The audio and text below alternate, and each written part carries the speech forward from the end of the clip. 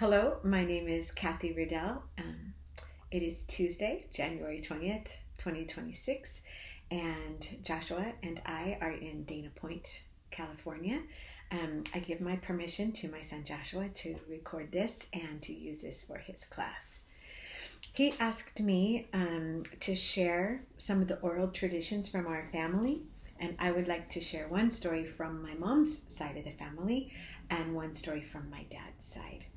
This picture is a picture of my mom's family. This is my mom. Her name is Helen May. Here, I'll bring it a little bit closer. And this story is about her father. This is my grandpa. His name is Oswald Ponath. They called him Oz. He also had a nickname from World War I as Tom, because he was so tall, and the largest cannons in World War I were called Long Toms. He was so tall he couldn't fit on his bunk bed. His feet would hang over, and they called him Long Tom because his feet hung over the bed. So I knew him as Tom, but his family always called him Oz. So this is my grandpa. This is my mom's dad, my mom's mom, her sister Marie, my Uncle Tom, and my Uncle John. And I'm told she's about 12 or 13 in this picture. They always said 12. So this story is about my grandpa's father. My grandpa's father, well, I'm going to back up a step. My grandpa was the oldest of 12 children. He was the oldest, and 12 children later came my Uncle Luther. He was the youngest. This is a picture from World War II. He was a very snazzy fighter pilot, and he was transporting a plane from California to the East Coast. And above the Rocky Mountains, there was incredible turbulence. It ripped off a wing, and it also ripped off the tail of the plane, and he perished because of what he experienced there. And his wife is named Hetty, and you can see she's so pretty, and people would say, "Don't you want to marry again?" And she said, "No, I could never love anyone as much as I love Luther." They were only married about 6 months, and she never married again. So that's my Uncle Luther, the youngest, and my grandpa, Oz. Oswald. That's cute. I don't know. The Wizard of Oz came after him, so that would have been fun, because that would have been a really cute nickname for him. But anyway, this is about my grandpa's dad. My grandpa's dad, my great-grandpa, his name is Otto, and he was what was called an itinerant pastor for the Methodist Church. And there was such a shortage of ministers that the ministers had to ride on horseback from church to church and just be able to visit them once in a while, right? And he started many churches, and this was in the 20s, and many of them are still going. And I know for sure that this one in Livingston, Montana is still going to this day. So Livingston, Montana is in between Glacier National Park and Yellowstone National Park. And my grandpa and his church people built this church, and he added this cross, and he beautified the grounds, which is really cute because I do the same thing now in my yard. And I'm like, oh, I guess DNA is real. So this was a railroad town, and my great grandpa was a railroad worker, and so was his brother. His brother was really gifted in praying for people for deliverance, and he was actually known as the exorcist. But he was very effective, not like the one in the movie that had a hard time. And together they would sometimes ride and visit the different churches. All right, so back to this church. So here are these two really, strong Christian men that are working on the railroad. They were tasked with building um, a regular road that would go, not the railroad, but a regular road that would go from Livingston, Montana, up to Grinnell Park. That's in Glacier National Park. Livingston's off of the Yellowstone River. Livingston was also considered one of the first gateways to Yellowstone National Park, but that was this way. So they're building a road going this other way into Glacier National Park. All right, so all the guys on the working crew were like, we don't want to work with those religious guys. I mean, like, they probably have soft hands, and they'll probably just, not work very hard. But my great grandpa, and his brother, they were the hardest working men on the crew, and they were there before anyone else got there. They stayed later than anyone else. They had to build this road with dynamite and picks and shovels, and take the extra gravel and all of that away by horseback. And the people on the road crew and people working with them, they were so impressed with my great grandpa and his brother. They were like, gosh, you're nothing like what we expected. We expected you to be just really mealy mouthed and not hard workers. And because they were such hard workers, they actually named that road the Ponath Trail after them. And it has since been renamed in memory of Bishop Lucock. And so it's got a different name. But if you see that trail, or go from Livingston up to Glacier National Park to Grinnell Park in Glacier, that was the original road that my great-grandpa and his brother were part of building. Okay, so this is part 2, the stories from my dad's side of the family. We're actually going to start with my dad. He was one of the most beloved teachers. I was raised in a very small town called Shelton, Washington, and there was only one high school for the whole town, and almost the whole county. And so everyone from everywhere came into town, right, to go to high school, and my dad taught German and English. And anybody who ever had him for a teacher just loved him. So Joshua has a really good legacy for that, because my dad was a really beloved teacher. I was a math and science teacher, and that repeated. And when Joshua is in the classroom, everybody's going to love him too. So he's 3rd generation. So my dad was 17 when Pearl Harbor was attacked. He and 3 of his friends were at a soda shop, and then they had that emergency thing come over the radio, because they didn't have TVs at that time. And this was in the 40s, the early 40s. And so they heard that Pearl Harbor had been bombed. His friends were a little bit older. They all said, we're going to enlist in the military. His friends were a little older. They enlisted and were taken right away. My dad was 17 and still in high school himself. He turned 18 in March, and I believe Pearl Harbor was bombed in December. So he turned 18 in March, which was basically 4 months later. As soon as he turned 18, they gave him his diploma, and they put him on a ship, and they transported him across the Atlantic Ocean to World War II.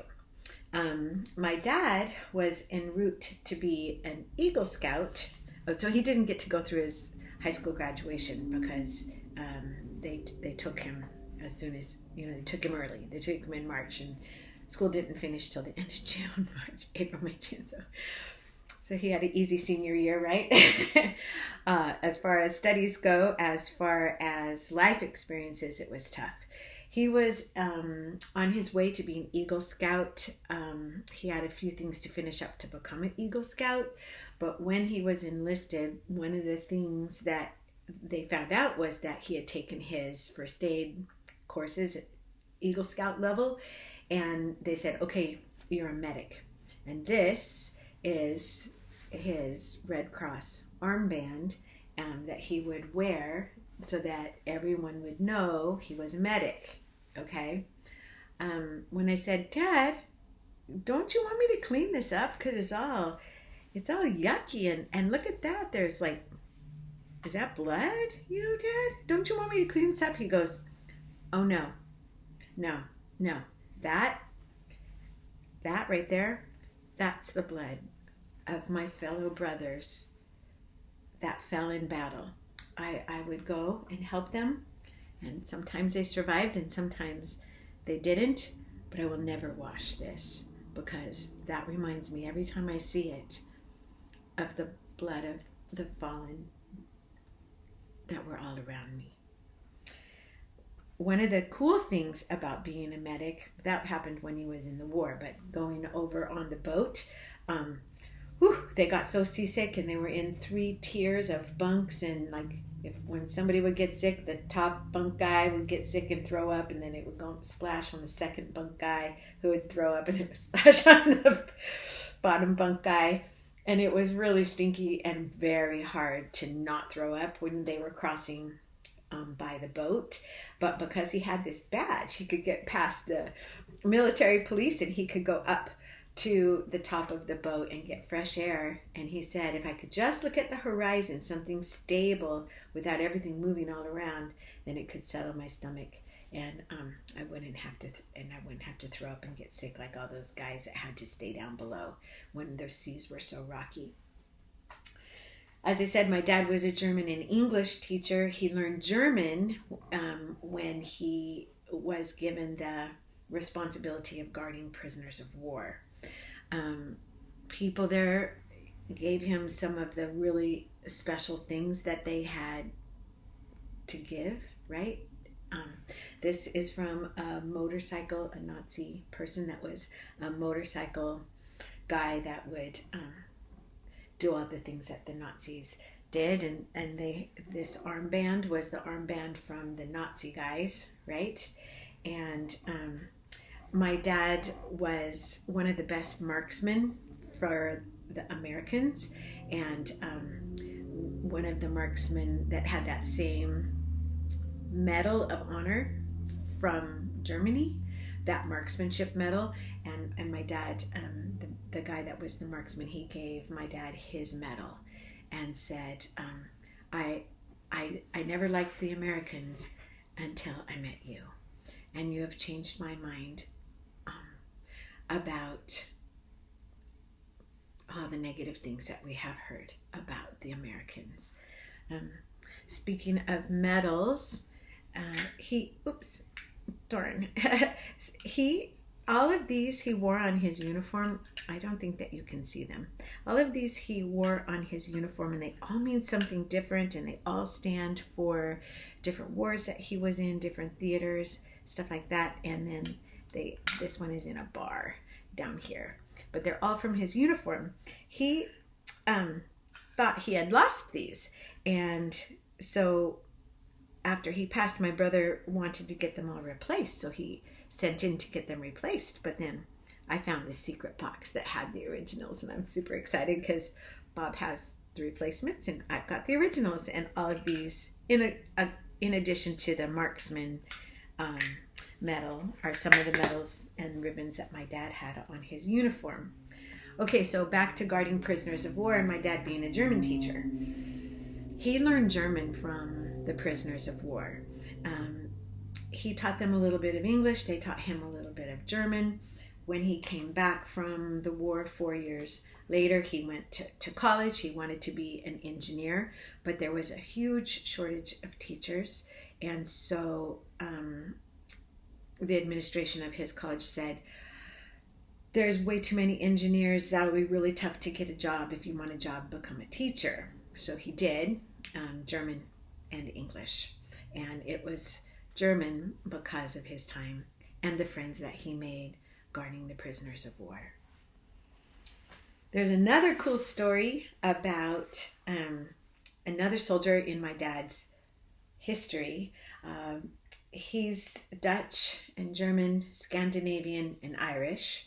And this comes from, and Spanish from Spain. And this comes from the story of his mom's lineage. Okay, now this might be a fable, a bit of a fairy tale that my oldest sister may have embellished. I thought it was gospel truth, and then she said, I may have embellished that a little bit. Okay, so we are something called the Black Dutch, which means the people from Holland that have mixed blood with people from Spain, so that their skin is darker than the fair-skinned people from the Netherlands, right? And so this was in the time of the Spanish Armada. The Spanish Armada, you might know, was going up to attack England, and on its way they had terrible storms, so much so that it broke up the ships and they did not get all the way to England to attack. So those broken ships, much of everything that was on the ships sank. Lots of soldiers perished, and there was one soldier though that hung onto a plank of wood from the broken ship and drifted. So they were going to England, but he was drifting back down with the current. That current took him to the south of Holland, and he kind of washed up on shore and was pretty, like dehydrated, hadn't eaten for days, just, pretty much passed out, right? And there was a farm not too far from that, and one of the girls came down to the seashore to, I don't know what, collect clams or oysters or fish or something, and or wood for their fire, something along those lines, and saw this man laying on the seashore. She ran to her dad and said, "Dad, there's a man on the seashore." And her dad and brothers came, and they saw that he was still alive, but just barely, and they lifted him and carried him back to the farmhouse. They let him stay in the barn, and they helped him recover. And of course, the soldier fell in love with the person who found him on the shore. And that is how we have a Spanish last name. My grandmother's last name is Moraz, and it means to see. And and I just think it's beautiful that it came from a heart that had mercy on somebody that was struggling so much. And I think it's a beautiful love story of the response to that mercy and how they fell in love, and they had kids, however many generations between the Spanish Armada. And when my grandmother's father came to America, I guess that would probably be in the 20s, however many generations that is. That's how we have our Spanish last name, and that's how we became part of the beautiful dark-skinned, olive-skinned Black Dutch. And so there is a story from my mom's side of the family with the pastor that was tougher than anybody else to build the road up to Grinnell Park and Glacier National Park. And there is a story of my dad who won over the hearts of the prisoners he guarded, and the story of how we came up with a beautiful Spanish last name, Miraz. All right.